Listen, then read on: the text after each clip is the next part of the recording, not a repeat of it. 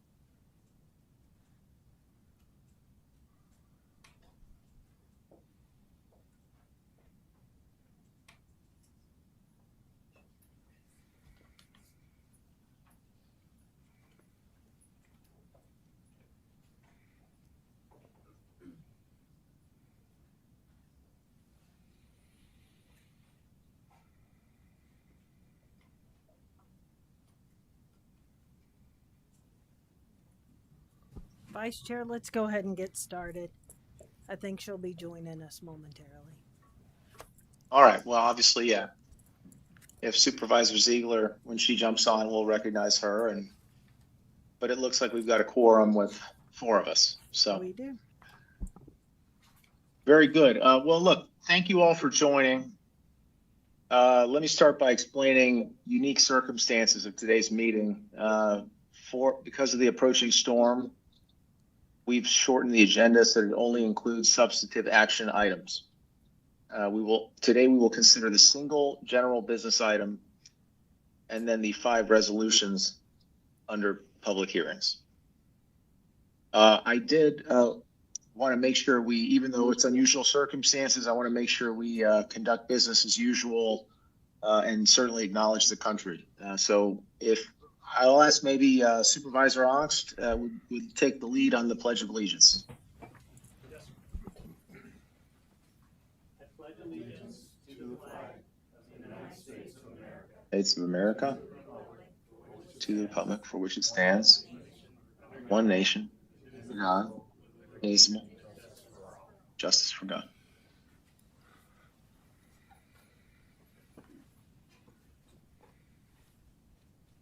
Thank you. I will, in the absence of an invocation, I will just say, let's take a moment to think about those in the path of Hurricane Helene and just pray for deliverance and their safety.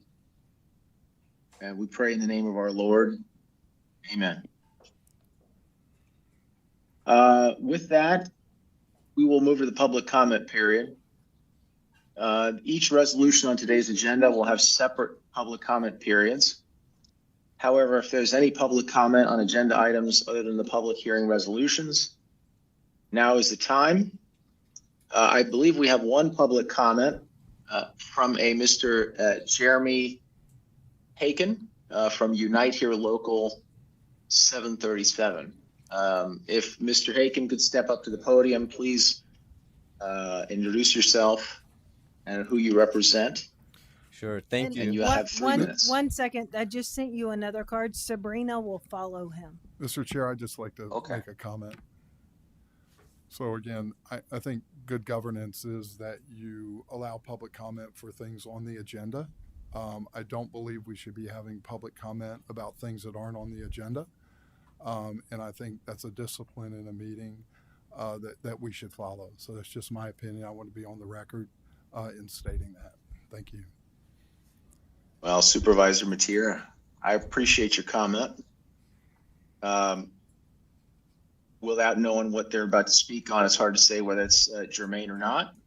But certainly, we have a tradition in this district of a free and open public comment. So, your comments are noted and appreciated. Mr.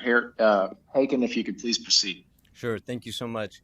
I'll actually keep my comments pretty brief. I know there's a storm coming and there's other speakers and important business for the district to conduct. So my name is Jeremy Haken. I'm the president of Unite Here Local 737. We represent 19,000 food and beverage and housekeeping cast members at Walt Disney World and about 1,000 workers outside of Walt Disney World. We are here tonight to bring to your attention the report that's been handed to you, which is drawing attention to what we consider second-class conditions of employment in some of the third-party restaurants in Disney Springs, just down the road from here. We have an excellent relationship with Walt Disney World, and we believe that the jobs there are good jobs, and we're proud of that. But what we've shared in this report is that the jobs in many of the subcontracted or third-party restaurants are second-class jobs. Just before I hand it over to our next speaker, Sabrina, I did, despite what you said, Supervisor Mateer, I did just want to recognize that when we had a challenge with HMS Host at the airport several years ago, when you were on that GOA board, some of your comments were very helpful, and we appreciated your support in helping those laid-off workers return to work. Yeah, my position here is that this is not an agenda item. I understand. And it should not be brought forward at this time, and that you're certainly welcome to meet with the director. But again, that's my view, and I wanted to be on the record. So. Understood, and I wanted to still be on record recognizing your supportive comments a few years ago. Absolutely. All right, well, it is a comment period, not the back and forth period. So thank you for those comments, sir. I will now recognize Miss Sabrina Reddit. Please introduce yourself, ma'am, and who you're here to represent. You've got 3 minutes. Thank you. My name is Sabrina Reddit. I am a cook at Morimoto in Disney Springs. Right now, I make $5.10 less than cooks do doing the same job that work for Disney, which is about $10,000 a year. I am a single mom of 2, and unfortunately with the current situation with my wages, I can no longer afford my rent, so I am in the process of eviction. So just here, representing Unite Here, and as well as myself. So thank you guys. Okay, well, thank you. Thank you for those comments. With that, we will move on to general business, but I believe, correct me if I'm wrong, District Administrator, Council, I believe we need to have a motion in light of my absence, physical absence. I'd like to make a motion to authorize Supervisor Ongst, who's physically present at the district offices, to execute all resolutions and agreements that are approved by the board today. Is there a second? Second. All those in favor say aye. Aye. Aye. Any opposed? Hearing none, the motion passes unanimously. Thank you. And again, I should have acknowledged this at the beginning. Thank you all for accommodating the unusual circumstances. And obviously, it's a crazy weather event, and I've got a very pregnant wife who appreciates me being here. So thank you all very much. With that, agenda item 4.1 in the general business section of our agenda. The district is seeking to approve contract number C006675 for bus service provided by the Central Florida Regional Transportation Authority, aka Lynx, for $1,506,258. What I'm not sure if it's going to be Catherine Lutzow or the district administrator to present on this item. Vice Chair, I'm going to go ahead and take that. Just want to be Thank you. brief. This is a link service that we have been providing support for a while now. The only change in our we support a portion of 4 routes for links that come into the district. The only difference is on our route number 56, we would be adding starting at 4 o'clock instead of 5:30 service. A lot of the employees in the district start early, whether it's at the hotels or at the Disney company, and those start around 6 o'clock. So it's having them being able to get here in time for their shift. So with that, that is the only change from service that we've been supporting. Move to approve agenda item 8.1. Second. Very good. I'll let the record reflect. The motion passes unanimously. Yeah, I think Sorry, we did we not? Did I skip ahead there? Yeah, I'm you sorry. can skip the vote. We need to take a vote. Sorry. All those in favor say aye. Aye. Any opposed? Let the record reflect the motion passes unanimously. Sorry about that. Very good. I'm getting a little bit of an echo on my end, so Okay. apologies for that. We will now move on to I've got section 5. Further public hearing. I would like to remind the public the primary purpose of our public hearing today is to approve the final millage and budget resolutions and the final utility budget and rates resolutions. We will then discuss and vote on a resolution authorizing the issuance of ad valorem tax bonds. There will be a public comment period on each item. I will open the floor for public comment after each resolution is read. If you choose to speak, please state your name before addressing the board. We will now get started on agenda item 5.1. We will now hear from Susan, District CFO. Yes, we will be going over the final budget of the debt service fund and the general fund. There's no changes since the tentative budget that we presented 2 weeks ago. First thing is we want to review our assessed values. This is the basis that our millage rate is applied to derive our ad valorem tax revenue. $16.3 billion is what we're receiving from the property appraiser for fiscal year 25, and that is a 7% increase over our prior year's assessed value of $15.2 billion. Going down to our debt service millage rate, an increase from 3.96 mils to 4.17 mils. That increase is due to the anticipated additional debt service for the bonds that are coming up in Resolution 670. Operating millage rate, slight decrease from 8.99 mils to 8.9130 mils. When speaking of the operating millage rate, we are required to compare that to the rollback rate. The rollback rate is 8.4094, and the operating millage rate of 8.9130 is 5.99% higher than the rollback rate.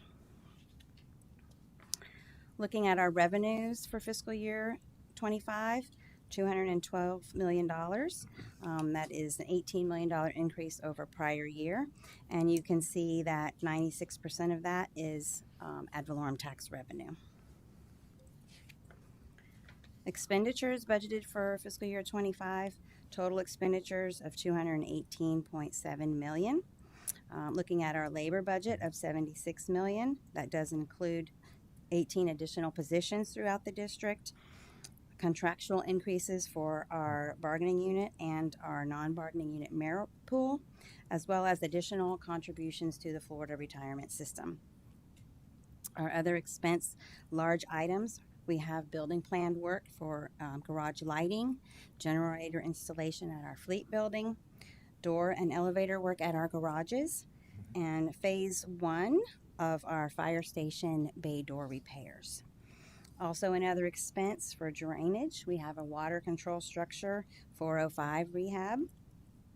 We also have milling and resurfacing, guardrail repairs, sign and truss replacements. For capital outlay, we have $2.9 million budgeted for fire apparatus that we're seeing up to 36-month lead time on.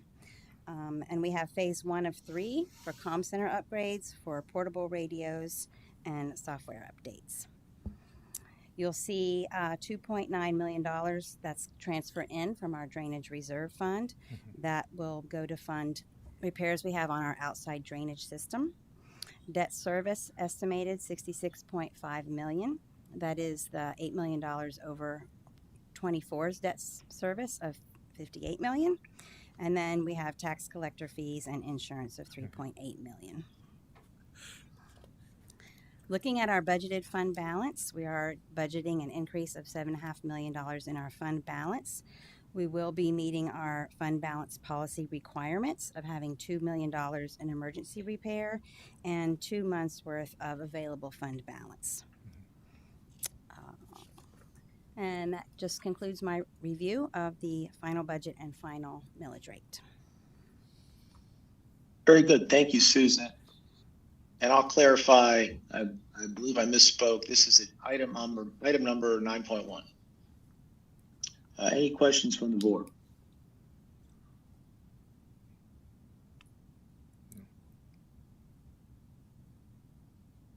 Very good. We will now move on. Item 9.1, approving the millage rate resolution number 666. The first of 5 resolutions under our public hearings. Susan, can you please read resolution number 666? Yes, resolution number 666. A resolution of the Central Florida Tourism Oversight District adopting the final millage rate for the levying of ad valorem taxes for fiscal year 2025 and providing an effective date. The Central Florida Tourism Oversight District, through its Board of Supervisors, intends to levy an operating rate of 8.9130 mils, which is 5.99% more than the rollback rate of 8.4094 mils, computed pursuant to Florida Statute 200.065, and the Central Florida Tourism Oversight District, through its Board of Supervisors, hereby intends to levy a debt service millage rate of 4.1700 mils, thereby levying a total rate of 13.0830 mils for fiscal year 2025. Very good. Thank you, Susan. Now would be the time for public comment on resolution number 666. I've received no cards in front of me. Is there district administrator? Is there anyone in the room? There is not.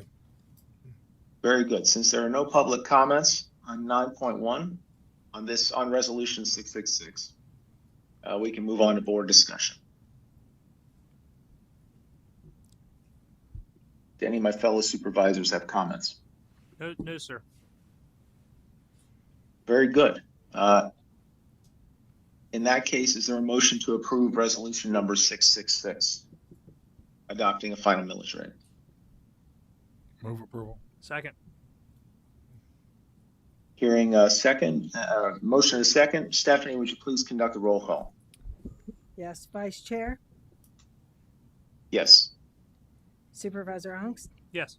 Supervisor Mateer, Yes. Supervisor Perry. Yes. Very good. Let the record reflect that the resolution passes unanimously. We will now cover resolution number 667, the approval of the final budget for fiscal year 2025. Susan, can you please read resolution number 667? Resolution number 667, a resolution of the Central Florida Tourism Oversight District adopting a budget for fiscal year 2025 and providing an effective date. The Central Florida Tourism Oversight District sets forth the appropriations and revenue estimate for the final budget of fiscal year 2025 in the amount of $260,462,223. Thank you, Susan. If there are public comments on resolution number 667, please move to the podium now. No public comment, sir. Very good. Since there are no public comments on resolution number 667, I would like to open discussion to the board on the final budget for fiscal year 2025. Any comments? Just a big thank you to Susan and the staff and Stephanie and all of the great work. Good point. Very hard work for a long time. Amen. I think we've said all that has to be said at this point. It's been a great effort though. I can't thank you all enough. Thank you, fellow board members, for those questions and comments. Is there a motion to approve resolution number 667, adopting the final budget? So moved. Second. Upon a motion and a second, Stephanie, would you conduct the roll call vote? Yes, Supervisor Perry, Yes. Supervisor Ongst, Yes. Supervisor Mateer, Yes. Vice Chair. Yes. Let the record reflect that the final budget for fiscal year 2025 passes unanimously. Next, as to approving utility rates for fiscal year 2025, resolution number 668, we will hear from Chris Ferrara, the Director of Reedy Creek Energy Services. Thank you. Good evening, District Administrator, Vice Chairman, and board members. I am pleased to present we are at the final fiscal year 2025 Utility Division budget and rates. I'll begin by letting everyone know in the board and interested parties that there are no changes from the discussions that we've had in the budget workshops and at the September 11th tentative utility budget discussions. We'll move into the utility cost base. Just a summary of the fiscal year 25 utility cost base. We are seeing an increase of 11.6% in fiscal year 2025, moving from $192 million in fiscal year 24 to $214.3 million in fiscal year 2025. This is a $22.3 million increase year over year. The primary drivers by category are shown in the table on the slide, but there are really four primary drivers. The first is the capacity cost included in our purchase power and fuel system. We also have inflationary cost above the standard inflationary rate in our solid waste hauling and waste stream disposals, chemicals, and the cost to maintain the district's solid waste fleet. We are intentionally adding $2 million to our in-year capital to fund assets and projects with dollars collected through current year rates and not financed. The final line in our table is a rate stabilization fund of $9.3 million. This is a new item in our utility cost base, and I'll talk a little bit more about the why for that stabilization fund on the next slide. So moving into adjustments to utility revenues and costs. In fiscal year 23 and in fiscal year 24, in fiscal year 23, we have an actual fuel over collection, and in fiscal year 25, we have a forecasted and estimated fuel over collection, totaling $12.7 million that will be returned to the district's gas and electric customers in the 2025 rates. This large of a refund created an opportunity to pre-collect $9.3 million to stabilize utility rates from fiscal year 2025 to 2026 and to add and increase utility reserve funds. And we do anticipate using these utility reserve funds for capital project and assets that will reduce the overall level of borrowing that will be required for the district. Looking at the table at the bottom, we have a summary of the revenue requirements across all 8 of the district utilities. That number is $200.8 million. The next slide describes those revenue requirements by individual utility systems. Overall, netting everything together, it's a 4.2% increase in utility revenue requirements year to year, 24 to 25, or $8.1 million. Looking at the individual utilities, we've discussed before, there are significant variances in chilled water, hot water, and sewer. And this is due to the implementation of recommendation from our Raftellus and Prague partners to adjust debt services across the individual utilities. So we expect this to be a single year adjustment, and we will see more stabilization in those utilities going forward. The overall rate recommendation includes everything we're thinking about from our customers. We're looking at a forecast of sales combined with cost, the $12.7 million that we discussed in the return of fuel over collection, and the $9.3 million collection of reserve funds. Overall, there's a proposed 4.2% increase across the 8 district utilities, and the individual rates by utility are shown in the table. And we've already discussed the variances and the reasons for them across each of the utilities. Moving into our P&L statement, just a couple of things to highlight here. We're showing the fiscal year 24 budget, fiscal year 24 forecast, budget for fiscal 25, and the variance from 24 to 25.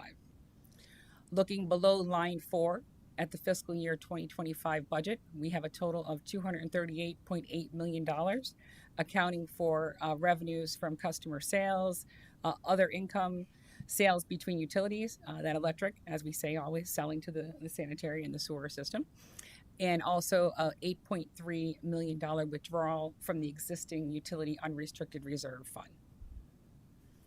Going down to the very bottom line of our forecast, from fiscal year 24, we are expecting opportunity against the fiscal 24 budget. Based on the May forecast, we're predicting a $4.8 million underrun in the fiscal 24 budget. We have updated this forecast, and there may be even greater opportunity. That opportunity would flow into the unrestricted utility reserve funds. The very bottom line is our debt service coverage, very important metric for our bond requirements. We have a minimum requirement of a 1.2 coverage on our debt services. We're forecasting landing fiscal 24 at 1.81 and landing 25 at 1.91, really due to the increase in the reserves that we are collecting as a utility. And we do credit our bump to becoming an A student and our A credit rating to these changes in the reserve requirements and funding. That concludes our utility budget and rate presentation. Are there any questions? Yes, I do have. Yes. Oh, go ahead, Charbel. Go ahead, Supervisor Perry. Okay, sorry about that. Yeah, I'm wondering, this coming year, there is a possibility that fuel costs may go down significantly for a variety of reasons. If that happens, are we locked in on long-term contracts at whatever the current rate is? Or would we be able to take advantage of some of the lowered fuel costs? Now, the possibility is nobody, the future is one of the toughest things to forecast, of course, you know, and so it could go the other way. I'd like to start by saying that if I knew the answer to that question, I wouldn't be standing here right now. Yeah. I'd likely be at home. But to answer Yeah. your question, the district has a risk management policy from a fuel perspective, really to take that risk away from the district customers. So there's a dollar cost averaging hedging program that's in place. Oh, okay. Where over time we look to hedge about 80% of the electric and gas portfolio, and we're hedging now into 27 and 28, and there's different levels of hedging as we step through those fiscal years. And it's really so, you know, it's a commodity market, and we're not traders, right? We're not following it day to day, so we really don't want to get in at the high and we don't want to get into the low. We do look for those valleys, but you know, it's difficult to predict. But we're in below $4 now for fuel. We do take advantage every time we can. We have people that go out and purchase opportunity fuel in the market and capacity in the market. And when those prices are lower, we do take advantage of that too, which is part of the fuel over collection you'll see as we're creating that opportunity for customers year to year. Okay, great. That's super. Thank you. It's a great question, Supervisor Perry. Any others? All right. Well, then in that case, we'll move on to the resolution. Susan, would you please read resolution number 668? Resolution number 668, a resolution of the Central Florida Tourism Oversight District adopting utility rates for fiscal year 2025 and providing an effective date. Perfect. Thank you, Susan. District Administrator, any public comments on items on There are this none. resolution? Very good. Since there are no public comments on resolution 668, I would like to further open the floor to board discussion. Well, hearing none, I'll just say, Chris, thank you for your exemplary work and that thorough explanation. We really appreciate it. Thank you. Is there a motion to approve resolution number 668, adopting utility rates for fiscal year 2025? So moved. Second. Upon a motion in a second, Stephanie, would you please conduct the roll call vote? Yes, sir. Supervisor Perry, Yes. Supervisor Unks, Yes. Supervisor Mateer, Yes. Vice Chair. Yes. Let the record reflect that resolution number 668, adopting utility rates for fiscal year 2025, passes unanimously. Very good. Next, we will discuss resolution number 669, a resolution adopting a final utility budget for fiscal year 2025. Susan, will you please read resolution number 669? Resolution number 669, a resolution of the Central Florida Tourism Oversight District adopting the utility budget for fiscal year 2025 and providing an effective date. The Central Florida Tourism Oversight District sets forth the appropriations and revenue estimate for the final utility budget of fiscal year 2025 in the amount of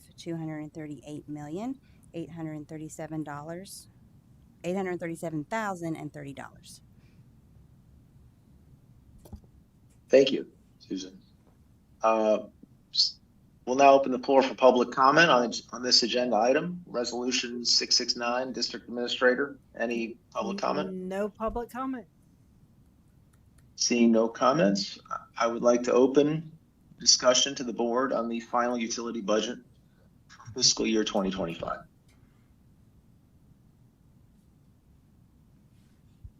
Hearing none, I will just say again, excellent work.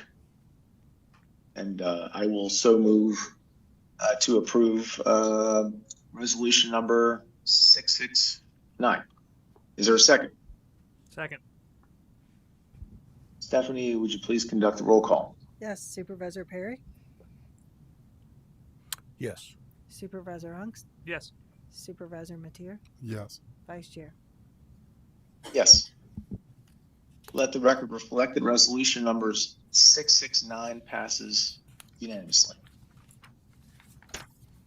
We will now move on to the last item in our public hearing today, resolution number 670 for a bond issuance. Mhm.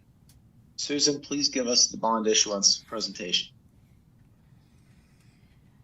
All right. As you may recall, in May of this year, we came to the board and you approved for us to go in search of funding for the $99 million that was previously voted on, but not issued. So we got busy after that, and we created a team, district team. It was myself, Stephanie, Roy, and Heidi. And big thank you to Heidi for all of her work and keeping the rest of us on the district on task. We did have a tight timeline. Public Resource Advisory Group, Wendell, I believe he is on the call. B of A Securities, Nathaniel Johnson, who will be giving a small presentation.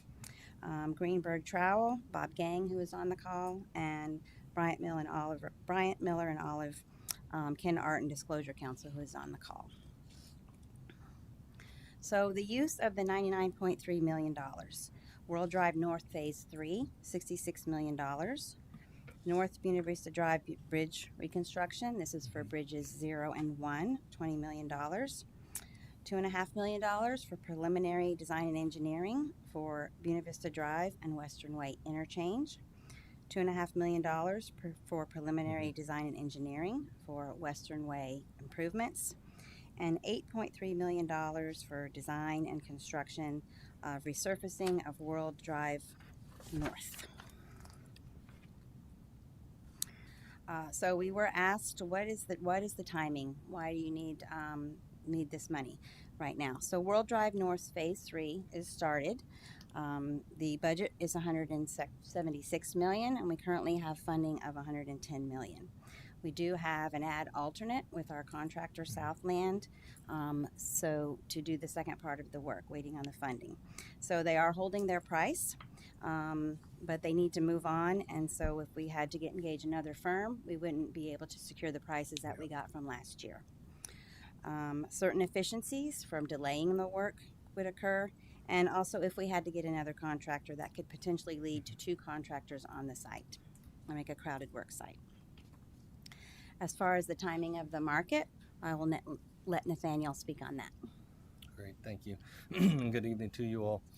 As you are considering entering the market, it's helpful to consider both the current rate environment that we're in right now, but also the expectation for rate changes going forward.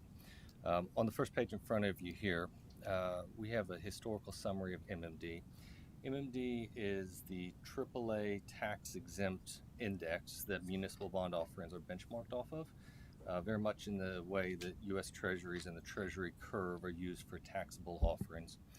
MMD has a 30-year curve, and on the page here we've selected several maturities across the curve, comparing today's current rates to the then prevailing rates 3, 6, and 12 months ago. As you can see, in nearly all points across the curve and in each of these periods of time, current tax-exempt rates are lower than they were in previous periods.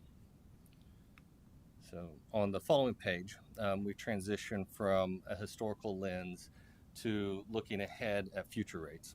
Unfortunately, there are not forecasts for MMD. So instead of MMD forecasts, excuse me, we use U.S. Treasury forecasts as an indication of the direction and the magnitude of changes in the broader fixed income markets. As you all know, there is an expectation for several more rate cuts from the Fed through the balance of 2024 and most of 2025. Those expected cuts are to the federal funds rate, which is an overnight borrowing rate, or effectively a one-day rate. If I can orient you to the yellow rows on the slide here, these are the B of A and the broader Wall Street average forecasts for 10 and 30-year U.S. Treasury rates. We use 10 and 30-year as the most important data points. The district's anticipated offering is a 20-year financing. So we use the 10 and the 30 to inform our view on an effective borrowing rate in the taxable markets. Economists are generally expecting these longer-term rates to remain at or even above where we are right now as we move through the next 4 to 5 quarters, despite the 7+ federal funds rate cuts that are expected over the same period of time. With that, I know that was a very brief overview. I tried to be concise here. I'm happy to take any questions on the market. Any other? I've got a couple questions, but I'll let other members from the board go first. Yeah. What banks are involved in this? Along with us, so we are the senior manager for it. Along with us, we have Raymond James and Jeffries as co-managers as well. Oh, okay. So.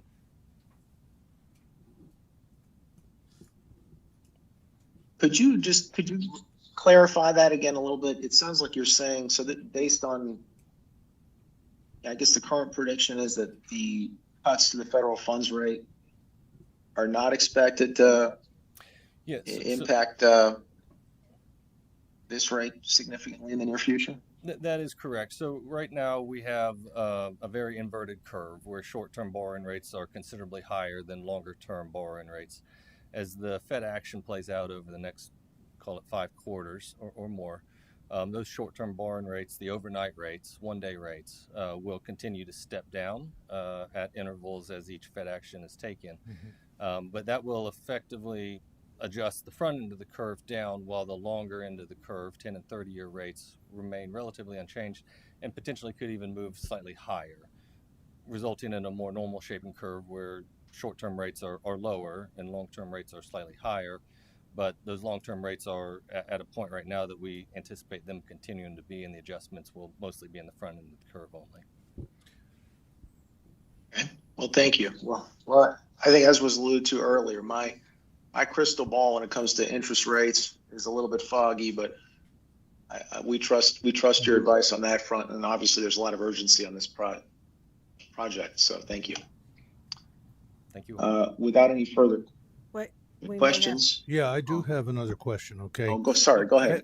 How much of this is fixed rate and how much is variable? 100% fixed rate. 100% fixed rate. That is okay. correct. Yes. Okay. Good. Yep.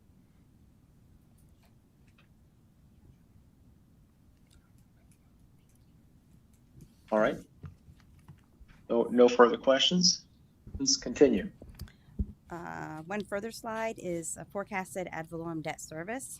The purple line at the bottom represents the $8 million a year starting in 2025 and going to 2044, and it brings our annual debt service up to $66 million until the year 2038. Last slide, timeline. Monday on September 23rd, we had our rating agency presentations. Today, we're presenting the bond documents for your board approval. We expect to get the bond ratings back before October 1st. We will post our preliminary official statement on around October 3rd, price the bonds on around October 17th, and expect to be closing and getting our funding by October 31st.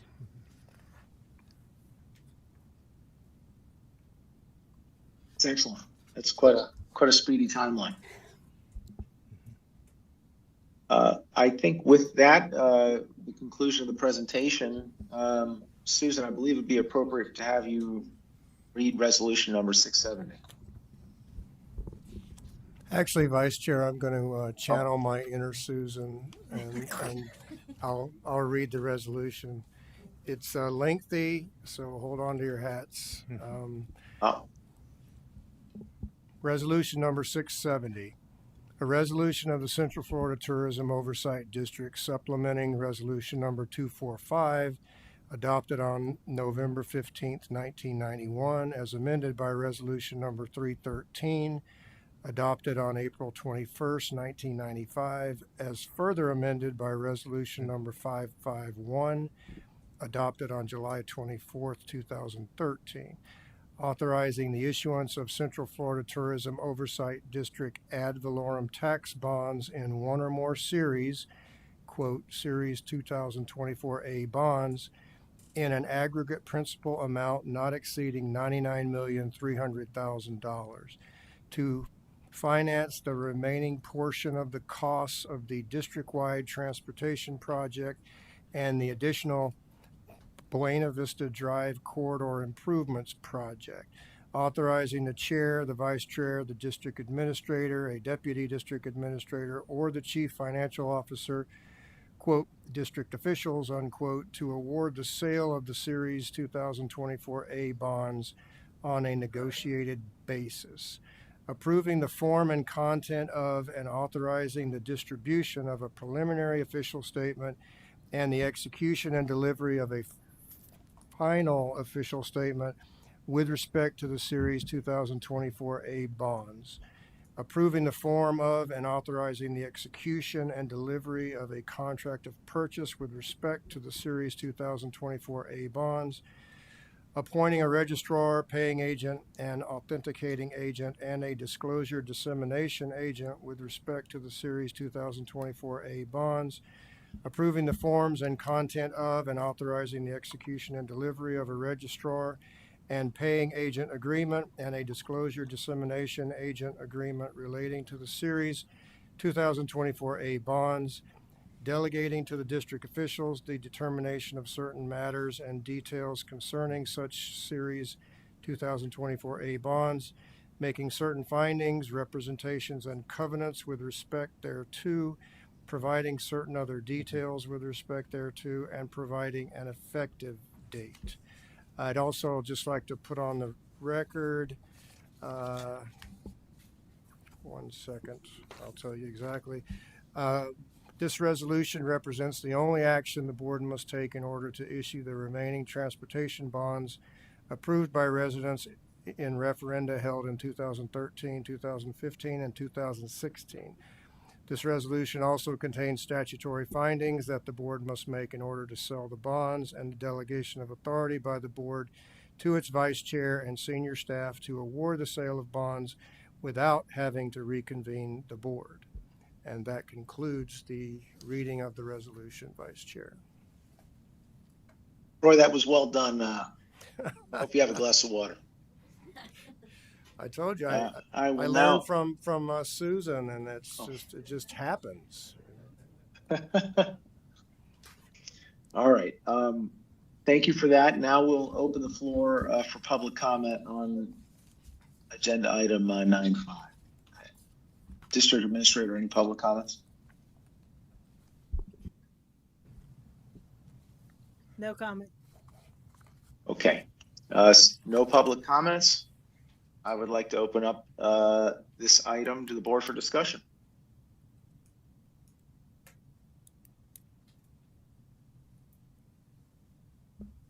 I'll just comment quickly in that case that this is there are no more critical improvements, transportation infrastructure improvements than these in front of us. And I'm glad to get this bond issuance on the way. And it sounds like the rates it's the right timing and it's the right place. So let's get this going. Is there a motion to approve agenda item 9.5? Move approval. Second. Upon a motion in a second, how about District Administrator, a roll call vote? Supervisor Ongst, Yes. Supervisor Perry, Yes. Supervisor Mateer, Yes. Vice Chair. Yes. Let the record reflect that resolution number 670 passes unanimously.